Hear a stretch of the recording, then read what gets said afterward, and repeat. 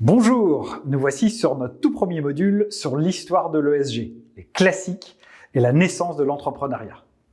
Nous allons utiliser une approche chronologique, logique. Nous parlerons des débuts de l'industrie et de ce qui se passait avant la création de l'entreprise capitaliste. Nous parlerons d'Adam Smith, de l'école classique et de l'économiste, le révérend Malthus. Et enfin, de la révolution managériale. Pour commencer, nous allons retourner un petit peu en arrière dans le temps, avant l'ère pré-industrielle. En adoptant l'accord de Paris en décembre 2015, la communauté internationale se fixait comme objectif de contenir l'augmentation du réchauffement planétaire entre 1,5 et 2 degrés par rapport à l'ère pré-industrielle. Les économistes et les historiens s'accordent en général pour situer la première révolution industrielle à la fin du XVIIIe siècle, au Royaume-Uni, précisément entre 1780 et 1810.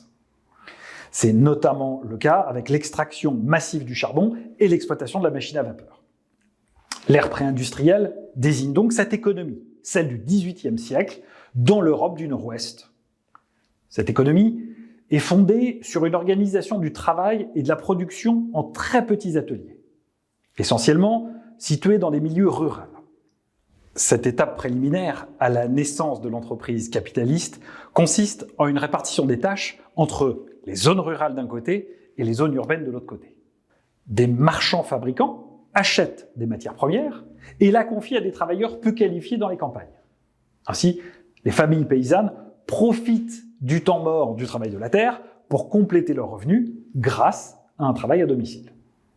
Ce sont les négociants fabricants qui se chargent ensuite de la commercialisation des produits, en particulier dans les zones urbaines.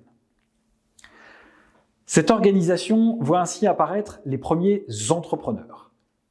Les négociants remplissent 3 fonctions. Ils organisent la production, ils fournissent la matière première aux ateliers domestiques et ils collectent le produit et le vendent. Ces entrepreneurs acquièrent donc une expérience commerciale et technique et se constituent des capitaux. Malgré la faible place accordée à l'entreprise dans l'analyse économique pendant une longue période, les économistes classiques ont présenté une définition de l'entrepreneur dès le milieu du XVIIIe siècle. Turgot le présente comme un acteur du progrès social, le définissant par la combinaison de la propriété et de la direction de l'entreprise.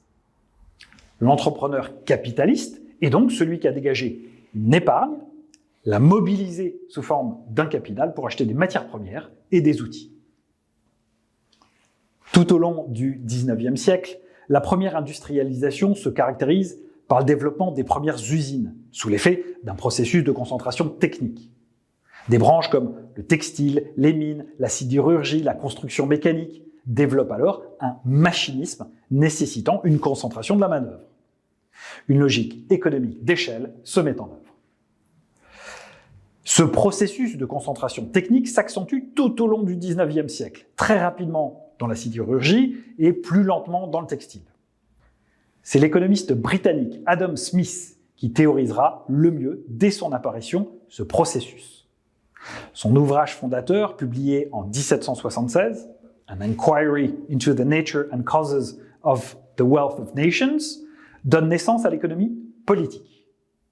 Autour de lui naît ce que l'histoire retiendra comme l'école classique de l'économie politique. Il faut le reconnaître, cette école classique ne s'intéresse pas vraiment à la question des ressources. Dans une lettre adressée à son ami le révérend Thomas Robert Malthus, l'économiste français Jean-Baptiste Say écrira « Des besoins des hommes, les uns sont satisfaits par l'usage que nous faisons de certaines choses que la nature nous fournit gratuitement, telles que l'air, l'eau, la lumière du soleil. Nous pouvons nommer ces choses des richesses naturelles, parce que la nature seule en fait les frais. Comme la nature les donne à tous, personne n'est obligé de les acquérir au prix d'un sacrifice quelconque. Elles n'ont donc point de valeur échangeable. » En gros, il dit, elles sont gratuites. Les ressources naturelles sont gratuites. Alors, arrêtons-nous un instant sur ce révérend Malthus. S'inscrivant dans la réflexion des classiques, cet économiste développera en effet une vision originale dont on retrouvera régulièrement les avatars dans la réflexion sur les liens entre démographie, économie et environnement. À la fin du XVIIIe siècle, le pasteur Malthus est chargé de l'aide aux pauvres de sa commune. Les mauvaises récoltes de 1794 à 1800 engendrent la misère et la détresse, et tout ça va frapper son imagination. Il publie en 1798 un essai on the principles of population. Malthus y prédit mathématiquement que sans frein, la population augmente de façon exponentielle ou géométrique. Par exemple, 1, 2, 4, 8, 16, 32. Alors que les ressources, elles, ne croissent que de façon arithmétique. 1, 2, 3, 4, 5, 6. Il en conclut au caractère inévitable de catastrophes démographiques. Sauf à limiter la croissance de la population. Malthus préconise ainsi une régulation volontaire des naissances par la contrainte morale.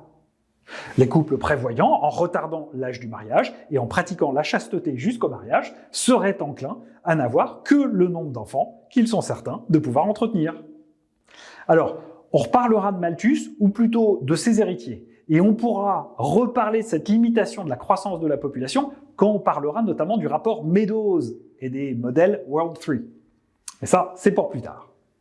Au cours du XIXe siècle, le capitalisme familial, comme il se pratique en France, par exemple chez les Michelin ou les Schneider, finit par rencontrer des limites. Effectivement, le machinisme nécessite des financements extérieurs. Et dans la plupart des pays, les banques tardent à jouer un rôle actif dans le financement de l'industrialisation. Et c'est seulement au milieu du XIXe siècle qu'elles participent au capital d'entreprise, comme celle du rail, qui à l'époque représentait globalement 50% de l'économie. En France, le Code du commerce facilite l'accès au financement externe de l'entreprise en instituant diverses formes juridiques sociétaires, sociétés de personnes et sociétés de capitaux. Ainsi, l'accès à des capitaux nouveaux est organisé entre les risques financiers liés à l'activité de l'entreprise et le patrimoine personnel des détenteurs de l'entreprise. Ce cadre juridique a été un acteur clé de la croissance des entreprises. Les initiatives sont donc libérées. Un capitalisme actionnarial se développe. Adolf Berle et Gardiner Means montreront plus tard, en 1932, dans The Modern Corporation and Private Property, qu'avec le développement de la société par action et la croissance de la taille des entreprises, un nouveau cadre institutionnel conduit à la révolution managériale. L'ère des managers se caractérise par une séparation nette entre la propriété et le contrôle. La direction est confiée par les actionnaires à des salariés managers choisis pour leurs compétences en matière de gestion. Il positionne cette évolution dans les années 1930, mais elle est en réalité bien antérieure. Voilà pour ce premier module. Nous verrons lors du prochain module le capitalisme face à la question sociale. En attendant, n'oubliez pas, il y a des quiz à faire et vous avez accès à un résumé de ce chapitre. À bientôt!